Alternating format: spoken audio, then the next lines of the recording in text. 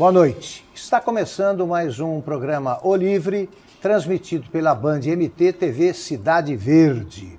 Hoje eu vou conversar sobre os principais problemas enfrentados pelo governo de Mato Grosso com dois jornalistas. Alexandre Aprá, que dirige o site Isso é Notícia, e Onofre Ribeiro, que tem artigos escritos nos últimos 27 anos reunidos no site... É site, né? Site. www.onofreribeiro.com.br. Bom, eu vou começar dizendo o seguinte, quem vê o Mato Grosso do Sudeste ou de qualquer outra região do Brasil, costuma surpreender-se com aparentes contradições do Estado. Então, o Estado de Mato Grosso, há alguns anos, parecia impermeável ao surgimento de políticos modernos, mais arejados. Tá? Só se falava no comendador Arcanjo, em políticos corruptos, em donos da Assembleia Legislativa, e aparece Dante, que ficou na história do Brasil como homem que apresentou a ideia das diretas, que proporcionou uma das campanhas uma campanha inesquecível, né, histórica. Agora, mais recentemente, você tem um governador preso e o substituto dele, um ex-governador preso, e o atual governador eleito com base no que virou um programa de governo, que é a honestidade pessoal, é a imagem de integridade. Neste momento, eu não sei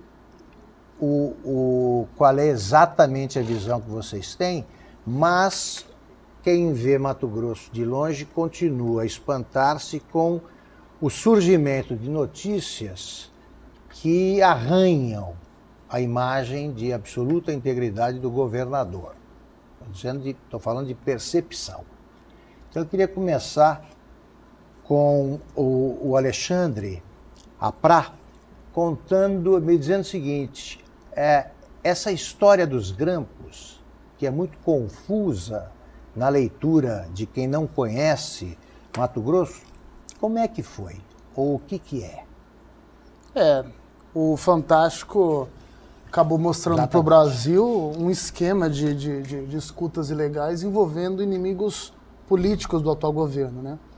Uma denúncia grave que envolve membros do alto escalão do atual governo e que está sendo apurada pela Justiça Militar, pela Corregedoria da Polícia Militar e pela situação de confidencialidade, né, de sigilo das investigações. A gente não está tendo muitas informações sobre a real situação, mas pelo que a gente vê, trata-se de algumas pessoas dentro da polícia, do alto comando da polícia, que tinham o conhecimento desse esquema denominado barriga de aluguel, né, que consiste na inserção de números alheios à investigação para serem interceptados, né. Há denúncias de que há, inclusive, interceptações feitas nos outros governos, não só nesse. Então, ou seja, pode ser um esquema muito mais complexo. Esse esquema começou no governo anterior. Então, existe o indício de que há pessoas grampeadas antes de 2015, na posse desse atual governo. Então, o que a gente vê e imagina, e vai ficar claro depois que as investigações prosseguirem, talvez quando se tiver uma sentença, que daí o processo se torna público, né? Por enquanto não tem sentença ainda, não tem nem denúncia ainda, na verdade, né? Tem inquérito aberto, mas existe essa possibilidade de ser um esquema que já vinha de antes do atual governo.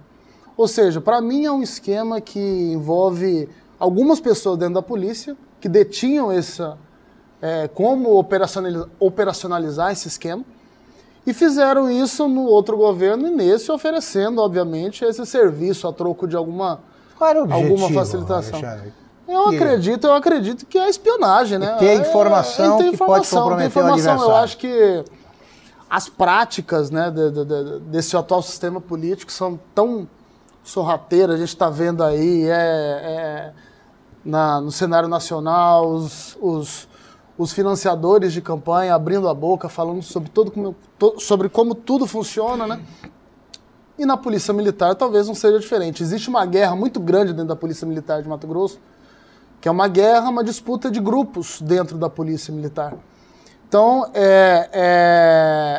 a própria corporação e, obviamente, essas pessoas que oferecem esse tipo de vantagem, de serviço. Para quem quer que seja para o governador, se for para o secretário, faz isso em troca de alguma coisa, né? A gente vê que a polícia está sempre precisando, está sempre naquela disputa interna para as promoções, para a ocupação dos cargos estratégicos dentro da Secretaria de Segurança, cargo de comando geral, cargo de corregedor. Então, assim, existe toda uma política dentro da Polícia Militar e talvez esse assunto venha à tona agora. Ainda é um quadro nebuloso. Ainda é um quadro totalmente Onofre, com você. Augusto, essa mania de bisbilhotar a arapongagem começou nos militares. Vamos voltar no tempo para... Getúlio Vargas caiu em 54, não foi as armações de informações e inteligência do Gregório, que era o chefe da segurança dele.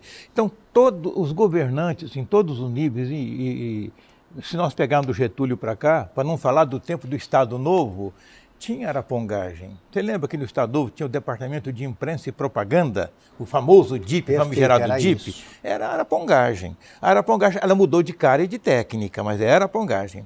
Aqui em Mato Grosso, a arapongagem é usual, é tradicional, não é só nesse governo, não. Ela vem, agora, neste governo... ela tem métodos semelhantes, Onofre? Ou não? Ela tem mais aparato tecnológico. Tá. Aí tem um programa, um tal de Guardião, que é uma desgraça de poderoso. É um sistema israelense, ele pega cantiga de grilo. Então, aí como é que surgiu isso? Os governos, hoje, todos, têm um problema sério de articulação política, uma fragilidade na articulação política. Então, ele precisa de informações de inteligência. O que é informação de inteligência? Cenários, o que está acontecendo, vem da onde, o que significa e para onde é que vai isso. E como é que nós podemos neutralizar, resolver ou aproveitar. Os governos pensam assim. Então, o governador fica na sala dele e esse aparato está girando no entorno. Quando chega na mão dele, chega a informação condensada, pronta. Olha, tal situação, fulano falou com fulano, isso, vai resultar nisso, nós estamos temendo isso. Ele podia não saber? Não podia não saber. Não, do sadismo do campo, os sistemas de inteligência... Que a informação chega, você pode mas ele não pergunta como é que se obteve essa informação. Tá. Aí entra um outro aspecto da questão. Então, os governos têm que ter inteligência e informação, ponto, para tomar decisões, até decisões estratégicas da administração. Greves, por exemplo, quais os sindicatos que estão, qual é a posição dos sindicatos, isso é um serviço de inteligência. Sim, isso aí é serviço de inteligência. Aí, só que os serviços de inteligência, desde os governos militares, adquiriram vida própria. É subterrâneo puro, vida própria, eles são uma comunidade, é impenetrável. Se denominam assim. São comunidade de informações. É isso aí. Aqui no estado de Mato Grosso, você tem um braço da ABIN, Agência Brasileira de Inteligência, que lá atrás se chamava SNI. Os estados todos têm um escritório da ABIN que trabalha com levantamento de informações e trabalha dentro desse conjunto. Isso é uma máquina, a máquina de inteligência e a máquina de informações é poderosíssima e tem vida própria. Eu chego a pensar, Augusto, que os governadores, inclusive agora o Pedro Táxi, acabam sendo vítima delas. Perfeito. Você está falando desse negócio da arapongagem, né, da disseminação, é um negócio internacional, né? Não nos esqueçamos de que o caso Watergate começou com a tentativa de instalação, né? Foi lá no Partido Republicano, né? No Partido Democrata. Deu com os burros na água. Mas você se recorda que há 3, 4 anos, os americanos fizeram um puta uê lá, desculpa o palavrão, claro, lá nos Estados Unidos, tá por liberado. conta do arapongagem do governo sobre os cidadãos americanos, o governo Barack Obama. Perfeito. Descobrimos que a NSA, que é a agência de arapongagem deles, estava arapongando a Dilma, aqui. ela ia lá, gerou um atrito diplomático. Então, a arapongagem hoje é um negócio, não tem como governo nenhum ignorar isso. No caso da Dilma é um trabalho inútil porque não conseguem traduzir, né, o que ela disse. Eu quero saber se há algum intérprete no mundo capaz de traduzir. Sabia o que ela falou, mas não entendeu o que ela disse. Não entenderam nada. Tem uma coisa interessante, Augusto, nessa história dos grãos aqui de Mato Grosso. Há alguns anos, o Brasil todo entrou naquela discussão sobre o papel do Ministério Público na investigação. A PEC 37, porque a Constituição só previa que a Polícia Civil fizesse a investigação. Depois passou-se a entender que o Ministério Público também podia fazer a investigação. Nesse caso aqui, a gente está vendo mais um dos inúmeros casos que acontecem, onde a gente tem mais uma entidade, mais um órgão a serviço do trabalho investigativo, que em tese não seria a sua atribuição, da Polícia Militar.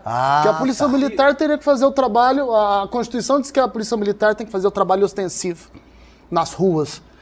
E não, os núcleos de inteligência de Polícia Militar, não só em Mato Grosso, estão virando os verdadeiros escritórios de investigação. Então, é um assunto que a Justiça precisa discutir. Como os sempre tribunais, no Brasil, você não regulamenta. Os tribunais estão aceitando esse papel da Polícia Militar. O Alexandre tocou num ponto muito interessante. Você tem o Ministério Público fazendo investigação à parte e independente. A Polícia Militar, à parte independente. A Polícia Civil, à parte... Ainda não entrou a Polícia Civil nessa hora. A Polícia Civil, à parte e independente. Eles não se falam entre si e não se gostam entre si. Então você tem uma competição muito grande entre eles e você não sabe hoje se a informação que chega ao governante, como é que ela foi arrancada, com que grau de legalidade ela foi arrancada e com que grau de ética ela foi arrancada. Então, isso tem muito a ver com essa história da comunidade de informações e de inteligência, mas tem a ver com a fragilidade das articulações políticas, governantes muito fracos politicamente. Mato Grosso, do Dante para cá, o Dante terminou o governo em 2002, do Dante para cá as articulações políticas são fragilíssimas dos governadores que passaram. E, então você tem que buscar artifícios, e a informação é um artifício. Quais são as consequências políticas imediatas desse episódio dos grampos? A Assembleia, num primeiro momento, se rebelou. O que aconteceu de fato e como é que está essa situação? Eu acho que o governador conseguiu manter a base dele na Assembleia, apesar de todas essas... Ele tem uma sustentação política muito sólida. Sim. Apesar de barulhenta, a oposição ainda ela é bem pequena, bem reduzida na Assembleia, né? A gente tem hoje a Janaína Riva, hora outra... A Janaína Riva, né? Basicamente ela. Basicamente ela. Então, assim, ele conseguiu administrar... Porque, assim, o assunto saiu... o assunto dos grampos saiu nacionalmente, aí estourou no Fantástico de uma hora para outra, mas assim, teoricamente, judicialmente, ainda não tem nem denúncia formalizada. Então ele está conseguindo levar, é a mesma forma que o Michel Temer está conseguindo levar lá, porque ele tem um pedido de inquérito, que ele é investigado. E até que nem o governador é investigado. E até porque todo dia você tem um fato novo, espetacular aí, que abafa, né, essa repercussão. Agora, senão... Augusto, a Assembleia... A relação com a Assembleia é o toma lá da cá. Quanto mais grave for a denúncia envolvendo o governante, mais negócio para a Assembleia. Mais toma lá da cá. Não há uma ética nessa história. Não se fala em ética nisso, porque não há ética nisso.